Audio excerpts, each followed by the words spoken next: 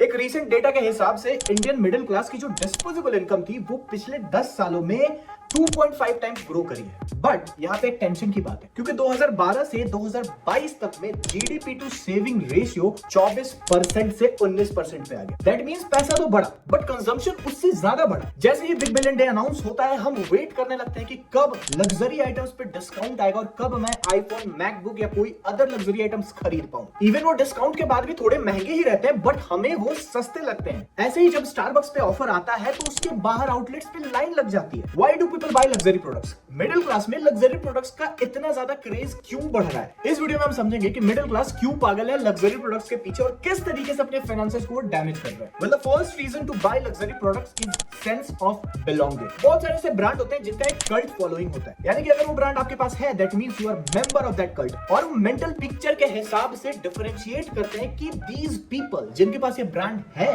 They are different from normal people. And अगर आप उस ग्रुप में शामिल होना चाहते हो, उस कल्ट का हिस्सा बनना चाहते हो तो आपको भी वो ब्रांड खरीदना पड़ेगा। इसका जनरल एग्जांपल है आईफोन एंड रॉयल एनफील्ड। इसलिए देखते हैं कि जब भी हम रॉयल एनफील्ड के शोरूम पे जाएंगे वहां पे वेटिंग लगी हुई होती है। Even royal Enfield is an expensive bike और आईफोन के लिए भी हम बिग बिलियन डे का वेट करें। तो बस उस कल्ट में, उस ग्रुप में शामिल होने के लिए हम पुश करते हैं and we want to be that. This is sense of belonging, that मैं भी कुछ हूं बिकॉज आई हैव आईफोन, मैं भी कुछ हूं because I have royal Enfield. और वो एक अलग तरीके का mental satisfaction they. The next one is acceptance. इस पॉइंट को अच्छे से समझने से पहले हमको समझना पड़ेगा man in the car paradise. ये बताया गया है साइकोलॉजी ऑफ मनी में। वेल इसको समझते हैं। एक इंसान है, लग्जरी स्पोर्ट्स कार ड्राइव कर रहा है। ड्राइव करते करते वो सोच रहा है कि रोड के अगल बगल जितने लोग हैं सारे के सारे उसको देख रहे हैं, उसको एडमायर कर रहे हैं कि उसकी गाड़ी कितनी बढ़िया है, वो कितना ज्यादा अमीर है एंड कितना ज्यादा अफोर्ड कर सकता है। दैट मींस टू से कि हम भी जब कभी लग्जरी आइटम्स खरीदते हैं तो हमको लगता है कि जो भी आसपास के लोग हैं दे विल एडमायर अस कि कितना बढ़िया फोन है, कितनी अच्छी गाड़ी है, कितना अच्छा ब्रांड का शूज है।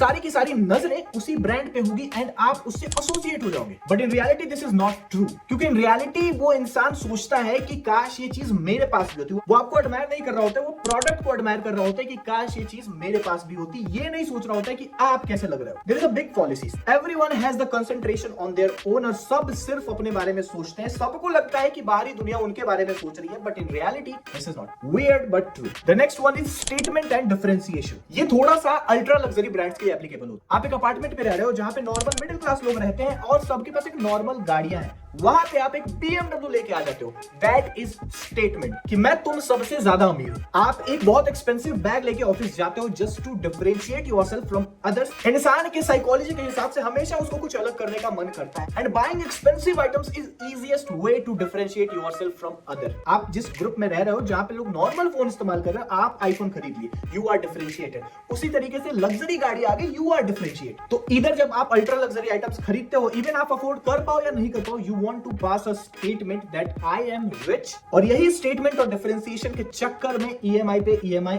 आते रहे। वेल लग्जरी ब्रांड सबकी एस्पिरेशन है, सब चाहते हैं कि उसके पास लग्जरी ब्रांड हो। But in reality if you are going towards luxury brands one after another तो ये आपके फाइनेंसेस को बहुत ज्यादा डैमेज कर देती है। आप आईफोन खरीदो या फिर रॉयल एनफील्ड की बाइक खरीदो, if you are buying just to feel कि आप भी कुछ हो, that means you are damaging your finances. क्योंकि कल को अगर आप उसको रीसेल करते हो तो वैल्यू कम ही मिलेगी। That means all these items are depreciable. Means आने वाले कल में जितने में आपने खरीदा है उससे कम में आपको वो बिकेगी। जो भी आप लग्जरी आइटम्स खरीद रहे हो अगर वो रेयर है तब तो कोई बात नहीं है, of course it is not depreciable. But if it is not rare और अगर उसको दूसरा बना सकते हैं, your finances are done. My take is that कि आप लग्जरी आइटम्स तभी खरीदो जब आपके पास एक बहुत ही ज्यादा अमाउंट है, आपको पैसे के बारे में सोचना नहीं पड़ रहा है and you can pull it off without thinking. अगर आप एक एक पैसा जोड़ के फिर लग्जरी आइटम्स खरीदने का सोच रहे हो, दैट इज नॉट करेक्ट, क्योंकि आपके फाइनेंशियल्स के ऐसे ही लगे, आपके फाइनेंशियल्स की ऐसी ही लगी पड़ी है। समझदार को इशारा काफी है। तो गाइस आज के लिए बस इतना ही, चलते हैं, फिर मिलेंगे, बाय बाय।